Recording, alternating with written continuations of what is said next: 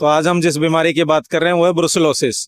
तो ब्रुसेलोसिस एक ऐसी बीमारी है जो ब्रुसेला नामक जीवाणु से होता है। तो ये सभी में गाय, भैंस, भेड़, बकरी, ऊंटों सभी में ब्रुसेलोसिस क्या होता है। तो इसके लक्षण क्या आते हैं? इसके लक्षण ये आते हैं कि पशु जब गाय भैंस है तो उसका गर्भकाल के आखिरी अवस्था में गर्भपात हो जाता है।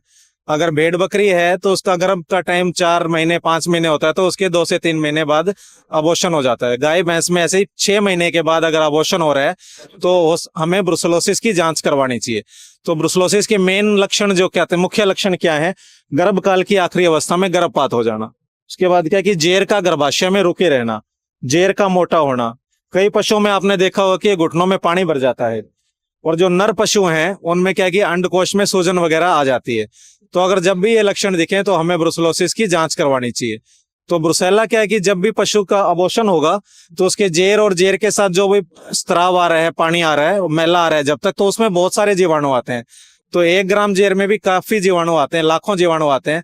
तो हम जानते हैं कि जेर 20-25 किलो की होती है, तो उसमें काफी लाखों जीवाणु आते हैं।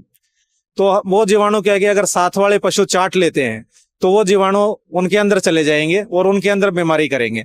तो जब ऐसे पशु जिनमें भी बीमारी सेट हो गए, जब वो बड़े होंगे तो जब वो ब्याएंगे तो उनकी आखिरी अवस्था में गर्भपात हो जाता है। तो इस तरह से ये एक पशु से दूसरे पशु में ये बीमारी फैलती जाती है। तो इसकी जांच के लिए हमें क्या करना है कि इसकी जांच खून से होती है। तो पशु को डॉक्टर की सहायता से, पशु पालक को डॉक्टर की सहायता से पशु का खून लेना है और उसमें कुछ भी नहीं मिलाना, खून जमना चाहिए। तो जमने वाली शीशी में खून लेके आना है और वो 1 घंटे तक ऐसे लिटा के रखना है ताकि खून जम जाए। उसके बाद क्या है कि लैब में पहुंचाना है। लैब में हम वो टेस्ट करते हैं, तो सीरम से टेस्ट करते हैं।